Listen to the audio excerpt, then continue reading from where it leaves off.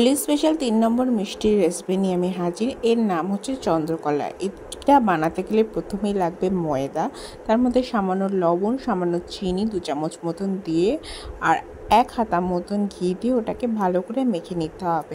দেখো পুরোটা মাখার পর এরকম হাত মুঠো করলে যদি জমাট বেঁধে যায় আর একবার টাক দিলে যদি ভেঙে যায় তাহলে পুরোটা রেডি। দেন ওর মধ্যে জল অ্যাড করবে, অল্প অল্প করে জল ঢেলে পুরোটা মাখবে, একেবারে কিন্তু পুরো জল ঢালবে না।